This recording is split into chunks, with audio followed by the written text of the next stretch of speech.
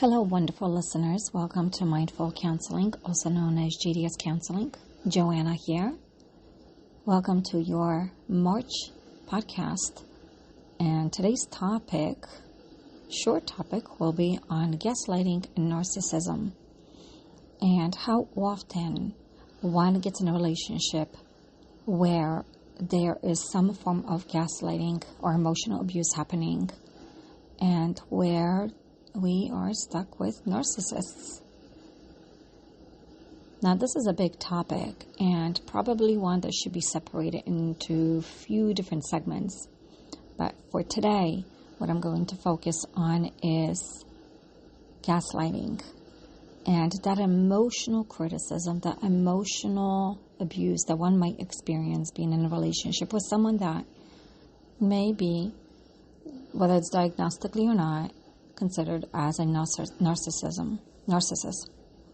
So I'm only doing this podcast based on what I read, what I see and hear, and I cannot help it but to wonder, but also keep on questioning myself. What are the statistical numbers of people who are involved in relationships where there's always that one person that seems to be criticizing the other, putting them down, whether it's making fun of them or not necessarily having empathy for what they are experiencing. It's almost like needing to be praised for being bad, lack of a better way of saying it.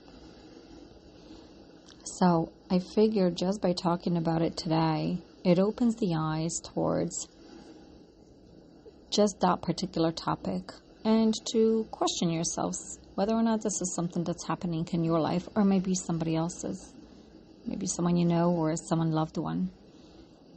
Now, I did research some things, but there is no necessarily definite number as to how many individuals seem to be in these sort of narcissistic, emotional, abusive relationships. Just because for whether there's any studies out there or questionnaires, do we all fill them out, right? So what I'm saying is everybody filling out these papers or forms where it concludes that one is in such a relationship. So I don't think there's a way to calculate the exact number. However, based on some readings that I did, the number is definitely above 50% of people in the U.S. being in a narcissistic abusive relationship. Now again, this can be a female or a male.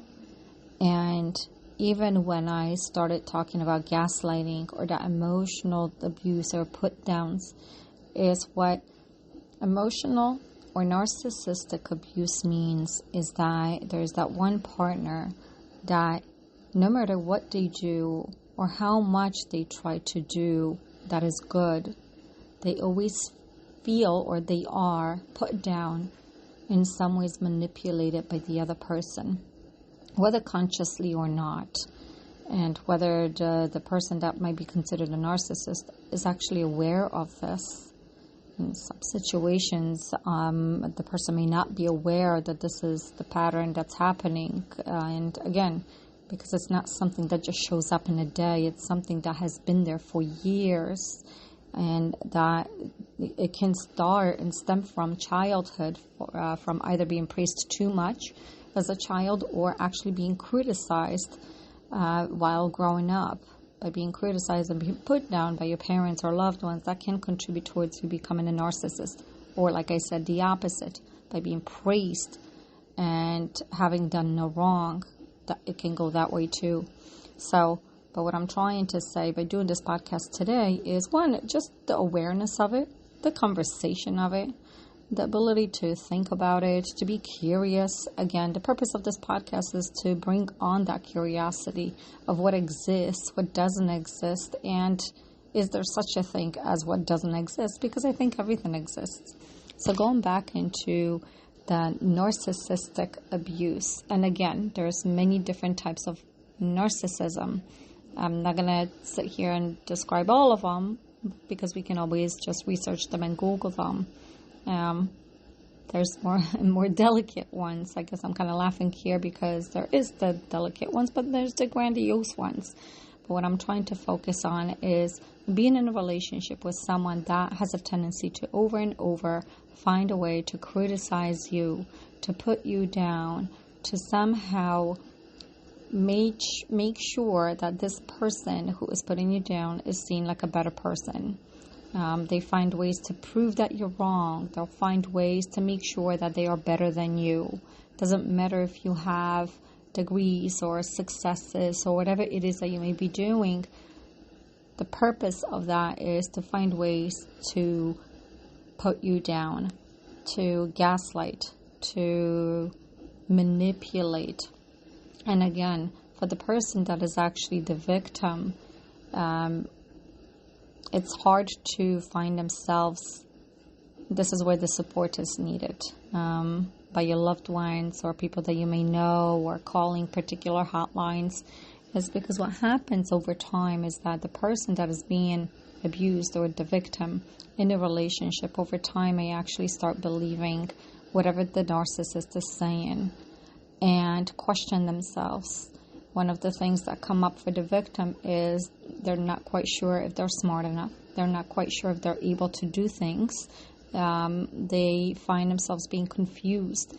They find themselves always walking on eggshells around the other person, always trying to make sure they do things very delicately, or try to watch how they'll bring up certain topics.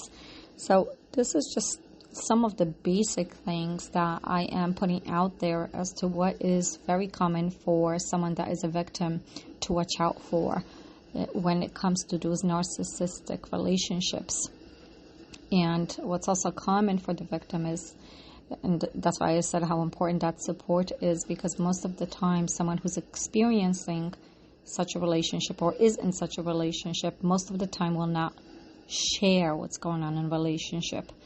They might be too afraid or scared, or not necessarily know what might the result be by sharing this information.